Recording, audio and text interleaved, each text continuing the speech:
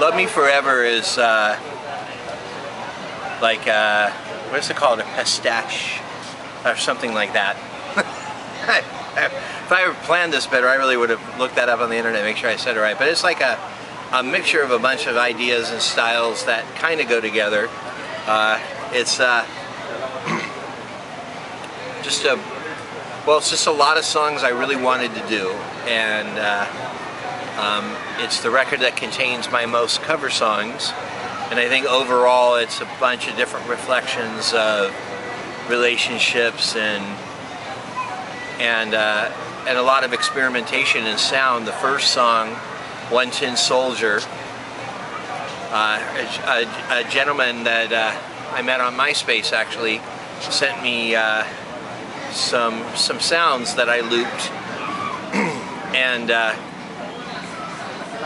that became the background track for that. And I'm a big Billy Jack fan. As a kid, I saw that movie a million times, and One Tin Soldier is an old song that predated Billy Jack, that was really an anti-war statement, but I think it also has always reflected Christianity as being this isolationist religion that instead of trying to reach the world and try to touch the world, it's more about separating the world, and it's more about us sticking to ourselves and keeping the outsiders out. And you know, they talk about this in a lot of churches, that at the rate we're going with denominations and the way that churches can't get along even within themselves, one day we're each going to have our own little church.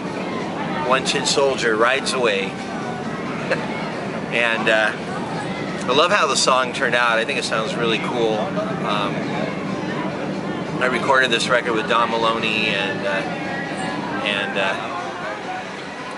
I think overall the whole record sounds really interesting. And thanks, Don.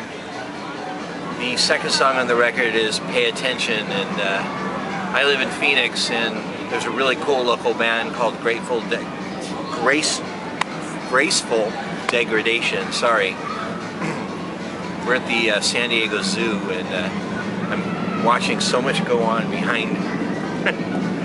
Graceful Degradation, and they're an awesome band, and Pay Attention is one of their songs. And when I heard their record, I was like, guys, you gotta let me do this on my record. And Pay Attention is the ultimate, you broke up with me and now I'm with someone better and your life sucks song. And I love that song. I love how it turned out. That was the first song we recorded for the record, and I think it turned out really interesting. It's very different than their version. You can go to gracefuldegradation.com and you can hear their version.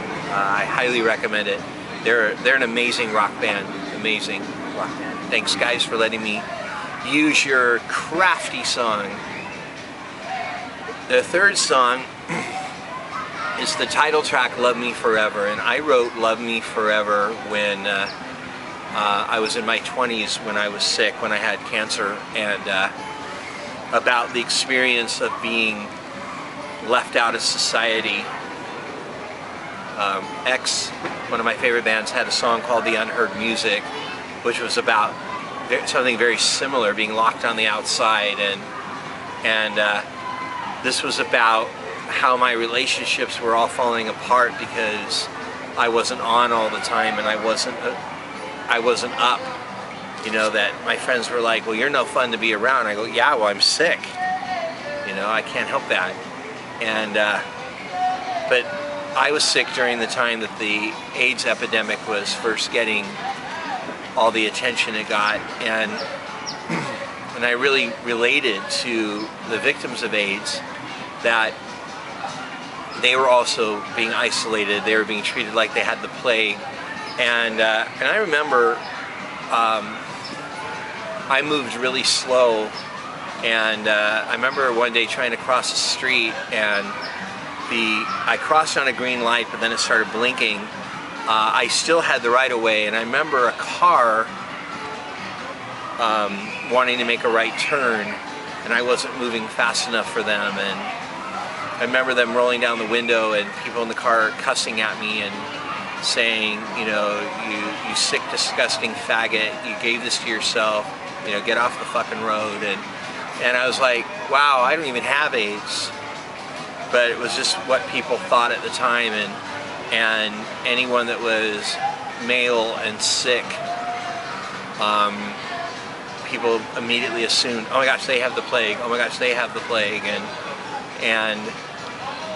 so I wrote Love Me Forever about all of that, and it took a long time for it to make it on a record. It almost made it on a record that I did called Psychotic that I never released, and so it was great to put it on this record. And I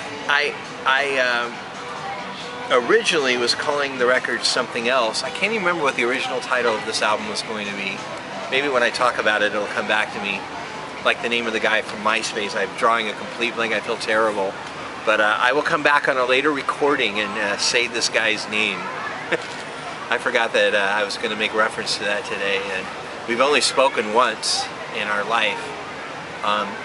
But this record was going to be called something else, but I changed the name of the record to Love Me Forever because one of my biggest supporters loved the song, and I knew if I named the record Love Me Forever, I would have to do the song at every show, and I knew that would be a really nice gesture. So wherever you are, you made history.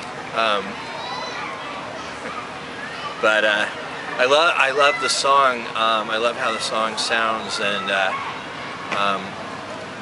you might recognize the background from it. It was originally used for the first version I recorded of Ticket to Ride, and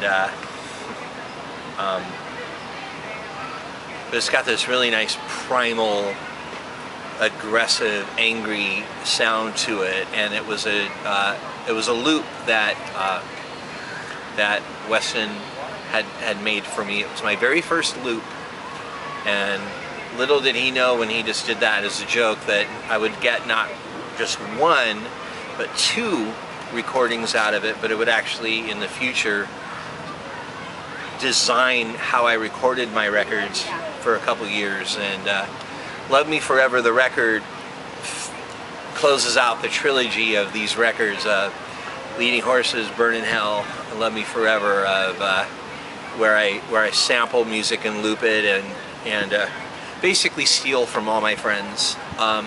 So far there haven't been any lawsuits. Thank you guys. Please know I've never sold a product in my life, so but no, I'm really grateful. I'm really grateful to all the people that have looked the other way and let me use their music to help reach people for Jesus. And this record was my least gospel record.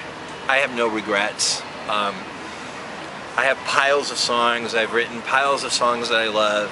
In this lifetime I want to get them all recorded, and it's interesting because shortly after Love Me Forever I began working on Monsters, and Monsters clearly brought me back to gospel, and the follow-up records after Monsters clearly bring me back to gospel, and now I'm working on an entire gospel record, which I really haven't done, and I certainly haven't done since the first record, but even my first record wasn't entirely gospel.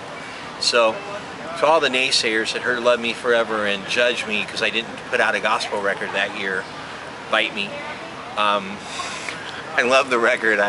I'm an artist too, and I have a lot to cover in a lifetime. I'm just grateful that there's so much time and there's so much technology, and well, that there's just so many great songs to choose from. And Love Me Forever is really my homage record to a lot of my favorite artists. I think that I make nods to about 50 people that I admire in the record in some way or another. I want to point out that One Tin Soldier for me was also a Sonny and Cher song. that they had it on their show when I was a kid as a cartoon where Cher sang One Tin Soldier, and then they had it animated, and I think the idea to do One Tin Soldier, oddly enough, came from me doing gypsies, tramps, and thieves in my sound checks. Thanks, Cher.